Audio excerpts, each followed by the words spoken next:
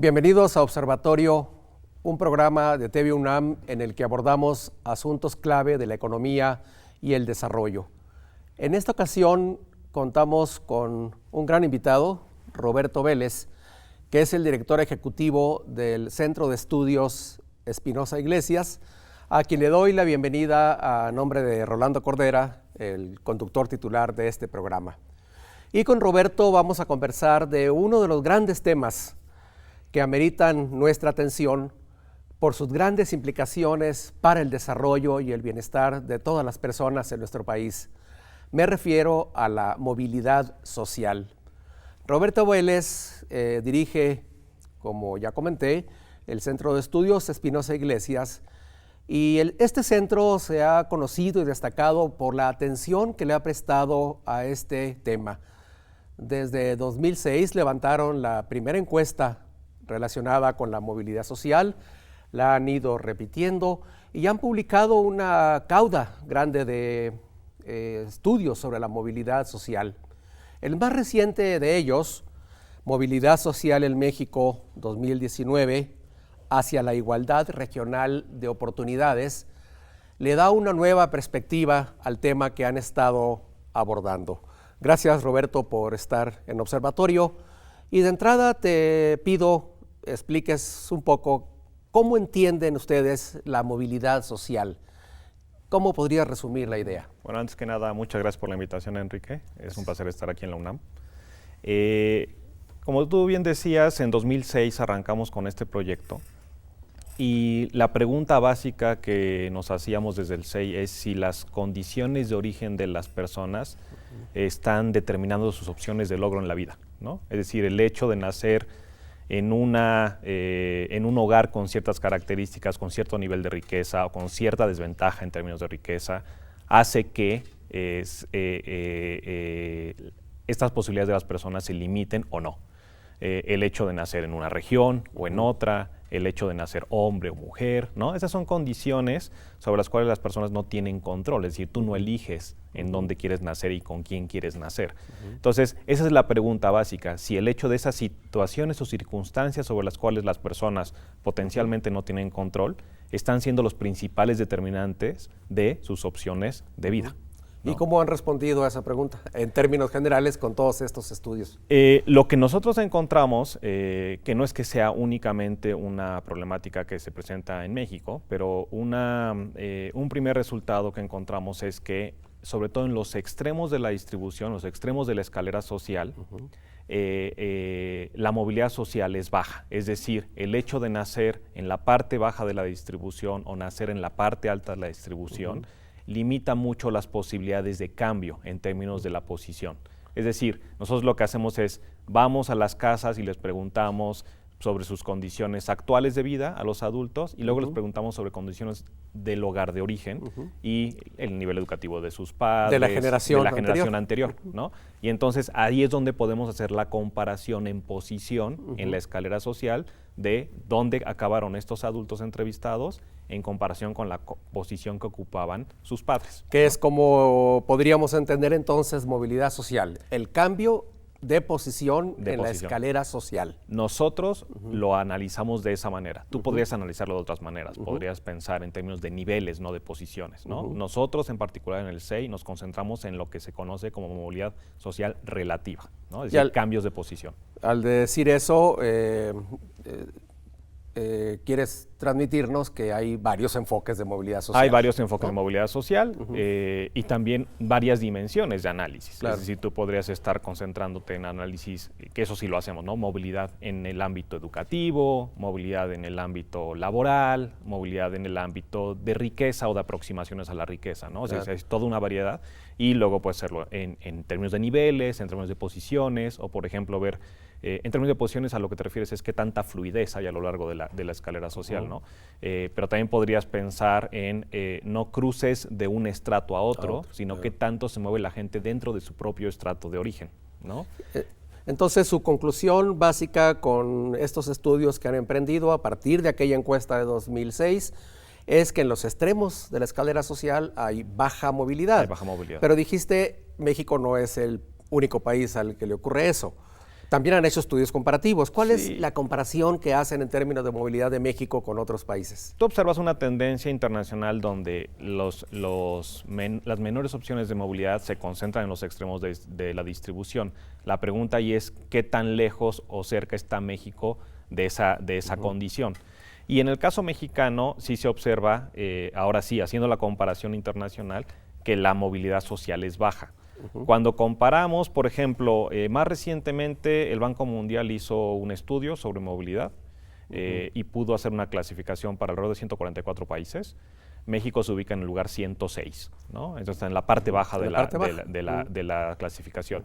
Pero, por ejemplo, si hacemos comparaciones con países referencia como los estados de bienestar,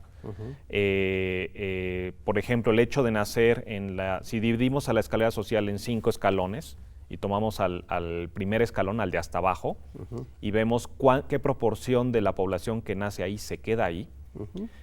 Si tú haces una comparación con, por ejemplo, los países escandinavos, la tasa de reproducción, es decir, la tasa de persistencia en esa parte baja de la distribución, se acerca al doble en el caso mexicano, ¿no?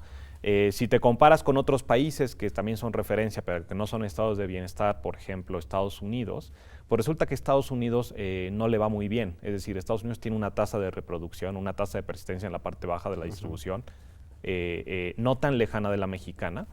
Pero cuando hablamos, y regreso a la discusión sobre el concepto de movilidad social, ¿cómo la definimos? Cuando hablamos de movilidad social, en este caso estamos hablando de cambios de posición, y entonces cuando haces comparaciones con países como Estados Unidos, tienes que tomar en cuenta el nivel que representa en términos de nivel de vida el estar en el primer escalón en Estados Unidos versus estar en el primer escalón en México, ¿no? Claro.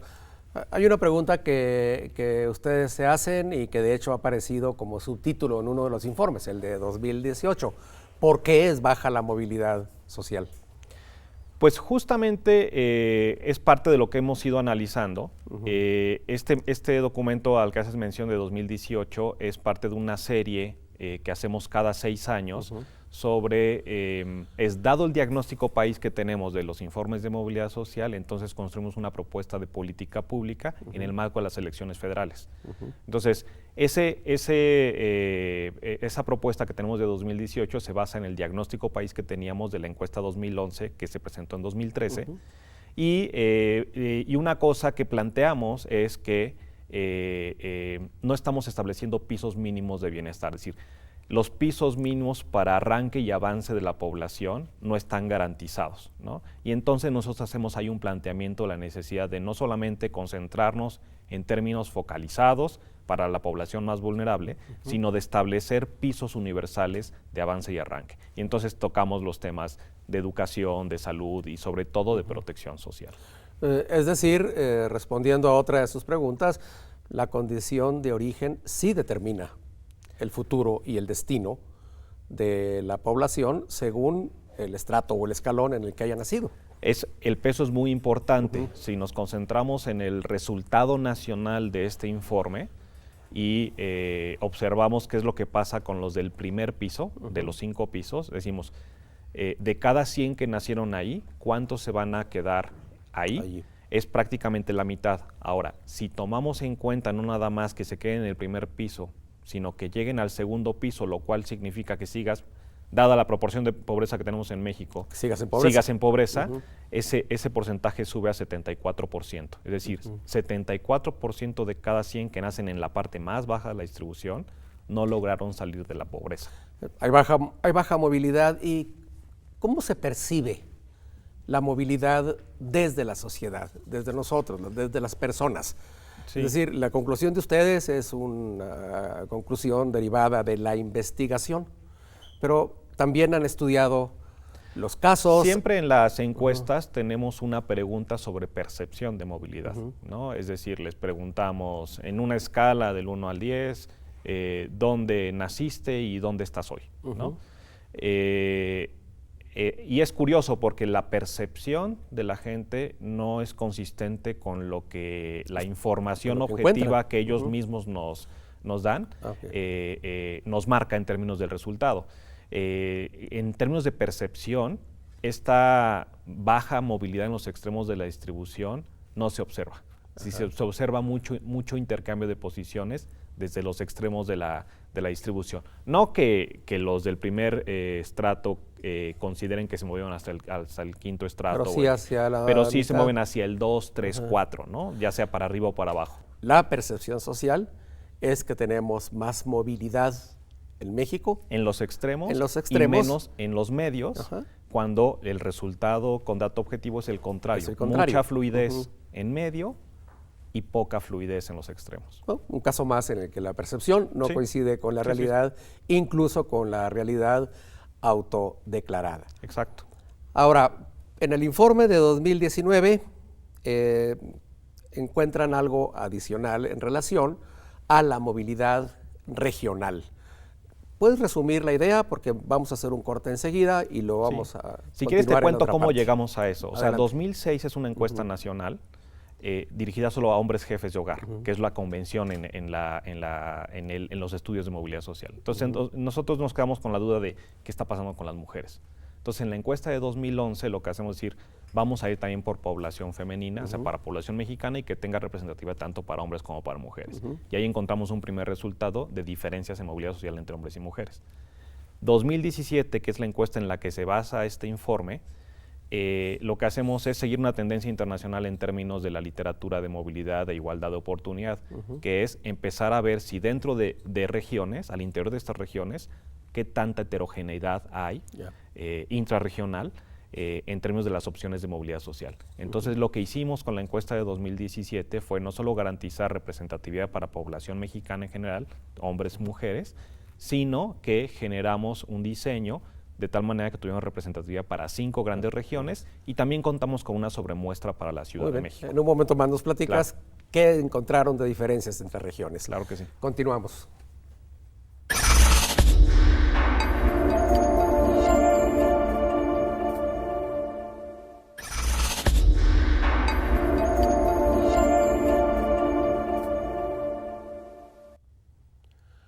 Continuamos en Observatorio de TV UNAM conversando con Roberto Vélez, director ejecutivo del Centro de Estudios Espinosa Iglesias, acerca de la movilidad social en México y a propósito de su más reciente informe hacia la igualdad regional de oportunidades, Movilidad Social en México 2019. Y antes del corte, Roberto nos decía que en este estudio enfatizan diferencias regionales y también diferencias de género. ¿Qué encontraron, Roberto? ¿Qué diferencias hay en la movilidad social entre las grandes regiones de México? Sí, mira, te lo voy a resumir con lo que pasa en la parte baja de la distribución. Estos 74 de cada 100 que decíamos que a nivel nacional que nacen en la parte más baja y se quedan en condición de pobreza. Cuando tú haces el análisis a nivel regional, tú lo que observas es un gradiente que va de norte a sur, en el sentido de que en el norte hay más opciones de salir de la condición de pobreza, dado que naciste en la parte más baja de la distribución, y en el sur hay mucho menos posibilidades. Si comparamos los extremos, que son la región norte, que son todos los estados que tocan frontera norte, este 74 de cada 100 se constituye en 54 de cada 100. Es decir, 20 personas menos se quedan en la condición de pobreza en comparación con el promedio nacional. Esto para el sur, que es Veracruz, Tabasco, toda la península, Guerrero, Oaxaca y Chiapas, sube a 86 de cada 100, ¿no? Entonces, eso quiere decir que pasa de 74 a 86 en comparación con el promedio nacional y que la diferencia en número de personas por cada 100 que nacen en la parte baja de la distribución que se quedan en pobreza en comparación con el norte es 86 menos 54, 32, es ¿no? O sea, de ese tamaño. Brecha profunda. Es una brecha muy grande. Podríamos llamarla la brecha regional de movilidad. La brecha regional de movilidad es de ese tamaño. Y, por ejemplo, otra manera de verlo es con relación a los que salen de la pobreza. Entonces, si en el norte se quedaban 54, eso quiere decir que 46 salen. En el sur, si son 86, quiere decir que 14 salen, ¿no? Y si hacemos una razón simple de comparación de 46 y 14, esto lo que te quiere decir es que la probabilidad de poder salir de pobreza, dado que naciste en la parte más baja de la distribución, si naces en el norte, es de más de 3 veces en comparación con el sur, ¿no? De ese tamaño es la diferencia. Y se trata de un hallazgo crucial sobre todo en un contexto como el actual, donde las brechas regionales de desarrollo económico, medidas con diferentes indicadores, parecen estarse profundizando. Eso quiere decir que podrían estarse agravando las condiciones de baja movilidad en el sur. No nos sorprenden por todo ese tipo de indicadores con los que contamos, pobreza, seguridad social, etcétera. Tú ves todo este gradiente regional. Pero sí nos preocupan más, porque lo que tú estás diciendo es que la composición de la pobreza, en el caso del sur, es prácticamente inmóvil, ¿no? Es decir, siempre son los mismos. Y eso entonces cambia completamente la dimensión de la problemática y entonces te obliga a observar no únicamente en términos de mecanismos de combate a la pobreza per se, como lo hemos estado trabajando en el caso mexicano en los últimos 30 años, sino ver qué es lo que está detrás de esta manifestación de pobreza persistente. Claro. Y lo que está detrás, en términos del análisis, lo ubicamos en el problema de la desigualdad de oportunidades, ¿no? Lo cual tiene profundas implicaciones de política, sobre las que te voy a preguntar más adelante, porque mientras quisiera que nos platicaras qué encontraron en cuanto a diferencias de género en esta última encuesta de 2017, en relación también a las regiones. Bueno, siguiendo con esta comparación de los 74 de cada 100 a nivel nacional, que nacen hasta abajo y quedan en condición de pobreza, en el caso de los hombres nos sale 71, y en el caso de las mujeres 75. ¿Sí? O sea, hay una brecha, y hay una brecha a pesar de que el indicador que utilizamos es un indicador de riqueza a nivel hogar. Es decir, no estamos tomando en cuenta las desigualdades de género que pueda haber dentro del hogar, ¿sí? Pero a pesar de eso, hay una diferencia entre hombres y mujeres, ¿no? Eso confirma lo que ya habíamos encontrado en el año 2011. Y cuando analizas, digamos, en términos de género, qué es lo que está pasando, si tú tomas la encuesta y ves algo que sabemos todos. Por ejemplo, arriba del 80% de los hombres participan en el mercado laboral, están insertos en el mercado laboral. Y tú comparas eso contra las mujeres y resulta que solo es el 43%. Ahora, si hacemos un corte todavía más fino y nos vamos a cuestiones, por ejemplo, de maternidad, las mujeres que tienen hijos menores de 6 años, este 43% se vuelve 36%. Es decir, ya prácticamente solo una de cada 3 que tienen un hijo menor de 6 años están insertas en el mercado laboral. Entonces hay baja movilidad, la movilidad es más baja aún entre las mujeres, principalmente por razones de inserción en el mercado laboral. Ahí tú tienes una doble barrera a la movilidad social, ¿no? Y por ahí en la página del CEI lo pueden encontrar, o en la cuenta de Twitter del CEI pueden encontrar un video que hacemos sobre la ejemplificación del patrón de movilidad social en México. Y lo que hacemos es comparar a un hombre que nace en la zona norte con una mujer que nace en la zona sur y hacemos todo el recorrido de su vida y cómo, a pesar de estar en un mismo lugar trabajando, las condiciones de su trabajo son completamente distintas y las opciones y sus condiciones de logro, ya en ese caso, son completamente distintas, a pesar de que son personas que nacieron en el mismo país, en el mismo día, en el mismo minuto, ¿no? Entonces, y la diferencia es brutal, ¿no? Ahora, cuando tú dices, mira, pues tienes todo este tipo de barreras, ser mujer, nacer en el sur y no en el norte, entonces lo que hacemos es decir, bueno, a ver, de la desigualdad que estamos observando en el país, de resultados, o sea, pensemos en un Gini, ¿no? Pensemos en la desigualdad económica que estamos observando en el país, ¿qué porcentaje de ella se explica por razones que podemos calificar como injustas? Injusto es, pues tú no eliges en qué hogar naces, tú no eliges en qué región naces, ¿no? Cosas que no deberían pesar, pero entonces la pregunta es si realmente están pesando en términos del tamaño de la desigualdad. Y lo que encontramos es que al menos la mitad de la desigualdad económica que estamos observando en México está explicada por razones sobre las cuales las personas no tienen control. ¿Su origen? ¿No? Es el origen, ¿no?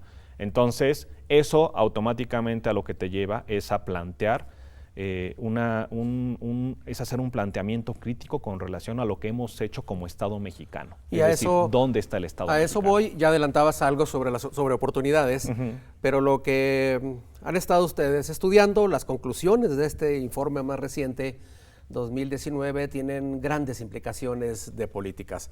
De hecho, ustedes resumen al menos en 3 grandes campos: política laboral, política de salud, política de protección social universal. Te pido, ¿nos puedes resumir las implicaciones de política y después contrastarlas con los programas más importantes de la actualidad? Sí.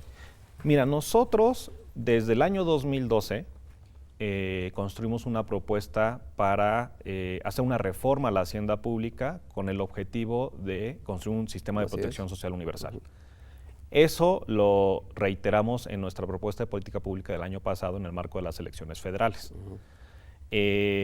Cuando observas un diagnóstico con estas características, pues lo único que te queda es volver a confirmar nuevamente que esa es una vía. ¿Y por qué es una vía? Es decir, ¿por qué deberíamos tener mecanismos de protección parejos para la población? Este video del que te hablé es un muy buen ejemplo. O sea, imagínate que tú te enfrentas a choques, lo que conocemos los economistas como choques adversos, ¿no? Un choque adverso puede ser, tú tienes 12, 13 años y uno de tus papás se enferma, ¿no? Y se enferma y necesita intervención médica a profundidad y puede ser algo crónico. Y tú tienes una restricción presupuestal importante, ¿no? Y entonces tú como hogar tienes que tomar una decisión de cómo utilizar el recurso con el que cuentas. Si tú no tienes el mecanismo de protección en términos de salud, entonces vas a tener que sacrificar algo. Claro. Y normalmente lo que sucede es que lo que sacrificas es esa inversión en capital humano sobre la generación que viene por detrás, sobre tus hijos, ¿no? Entonces, lo cual los va a anclar aún más. Los ancla al origen, ¿no? Entonces, no hay mecanismo de protección social, no hay mecanismo de seguridad social en este caso, y entonces el costo del choque se asume individualmente, se asume a nivel de hogar. No hay un mecanismo donde la sociedad mitigue el riesgo al que estamos expuestos cualquiera, ¿no? Ahora, la intensidad del choque, dado que todo resulta tratado individualmente o a nivel hogar, pues la intensidad es distinta. Entonces, quien tiene mayor profundidad financiera puede mitigar el riesgo y enfrentarse a este choque. Quien no lo tiene, entonces el golpe es brutal, ¿no? Entonces, ¿qué país queremos?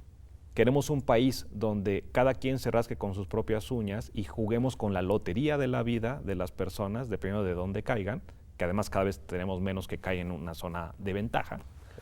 O lo que hacemos es generar economías de escala donde en una bolsa, que es la bolsa del Estado mexicano, colocas recursos, los utilizas de buena manera para que este tipo de riesgos se mitiguen.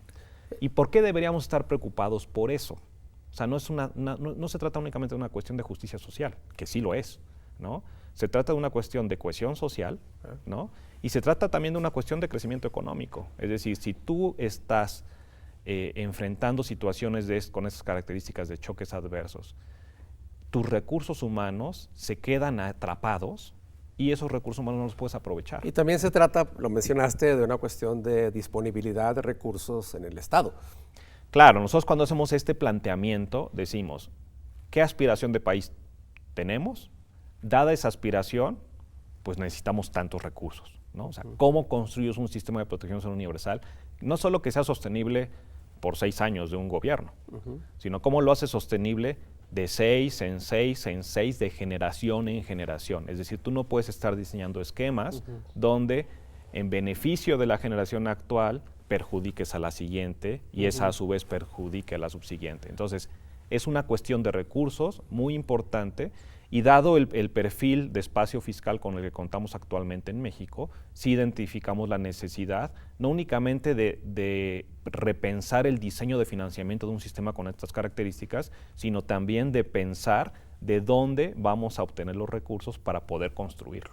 Nos estás diciendo, en otras palabras, que para poder romper esos círculos que atrapan a las personas en su condición de origen, para favorecer su movilidad social, requerimos sistemas de protección universal, de salud, de seguridad social, mejores oportunidades laborales, no solo por razones de justicia social, sino también de bienestar, de crecimiento económico, de tal manera que no solamente propiciemos mayor movilidad, sino también reducción de esas profundas brechas que ustedes identificaron entre regiones. Y eso tiene implicaciones de política económica y social muy profundas. Sí. Y eso cambia la manera de entender el modelo económico. Es decir, nosotros no estamos pensando en cómo generamos crecimiento económico para que luego podamos generar mecanismos de redistribución, sino que entendemos que el crecimiento económico depende de la movilidad social como mecanismo para promover. Muy bien.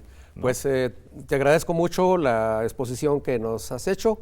Yo invito a todos a consultar los informes del Centro de Estudios Espinosa Iglesias sobre movilidad social.